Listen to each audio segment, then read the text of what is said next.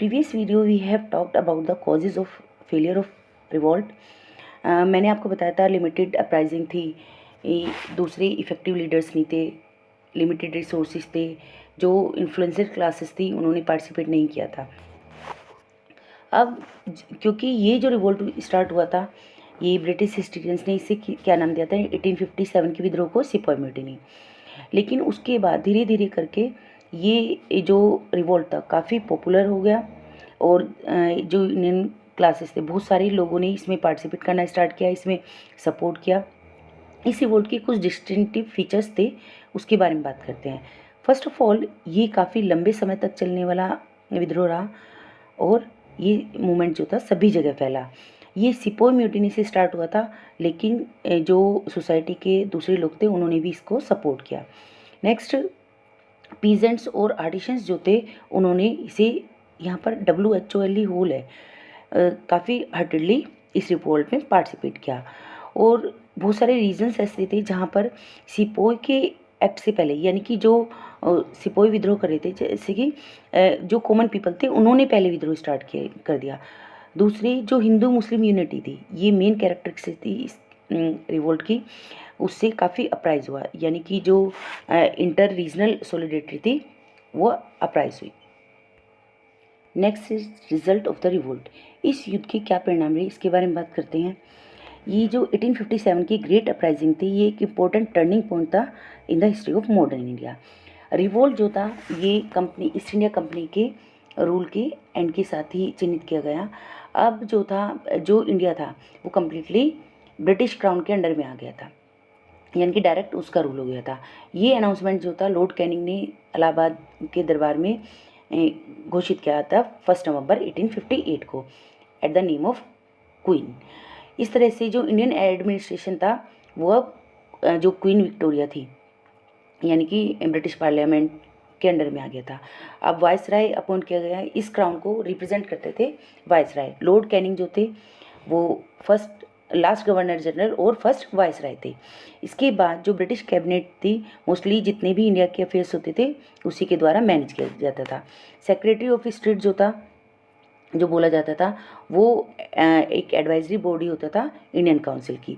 Secretary और of state जो था वो ब्रिटिश पार्लियामेंट को आंसरेबल होता था। नेक्स्ट, जो ब्रिटिश गवर्नमेंट ऑफ इंडिया थी वो हेड की जाती थी गवर्नर जनरल के द्वारा, क्योंकि उसे किसने, जो क्राउन था उसने अपॉइंट किया था, और जिसे क्या कहा जाता था, वायसराय कहा जाता था। क्वीन ऑफ इंग्लैंड जो थी उसने एश्योर्ड किया था कि जो प्रिंसली स्टेट के रूलर्स हैं उन्हें उनकी टेरिटरीज दे दी जाए और दूसरे उनका जो टाइटल्स हैं उन्हें अवॉर्ड किया जाए, जो जितने भी लॉयल रूलर्स हैं। क्वीन ने प्रॉमिस किया कि जो भी रिलीजियस और सोशल कल्चर है, उनके बिलीफ्स हैं इंडियन, उसमें कोई भी इंटरफेयर नहीं किया जाएगा। और उनकी जो पॉलिसी थी डिवाइड एंड रूल की, अडोप्ट की गई ब्रिटिशर्स के द्वारा इंडियंस एंड मुस्लिम्स को सेपरेट करने के लिए। ये 2 मेजर रिलीजियस ग्रुप्स थे इंडिया के।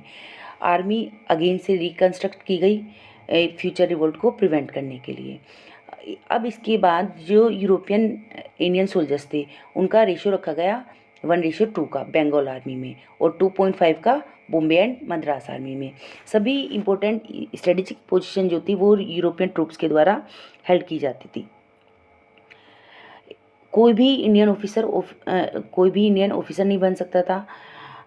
काफ़ी क्रूशियल डिवीज़न था। सिख, पठान, गोरखाज, ये 1857 के रिवोल्ट में इन्होंने काफ़ी सपोर्ट किया था, तो वो मार्शल रेसेस में डिक्लेयर कर दिए जाते हैं और उन्हें ब्रिटिश आर्मी ज्वाइन करने के लिए इनकरेज किया जाता है। और कुछ लोग थे रीजनल एरिया के जहाँ पर काफ़ी स्ट्रॉन्ग विद्रोह हुआ था, जैसे अवध था, बिहार, सेंट्रल एरिया, तो वो इस अभी नॉन मार्शल एरिया डिक्लेयर किया जाता है और वहाँ जो आर्मी में लोग थे उन्हें हटा दिया जाता है।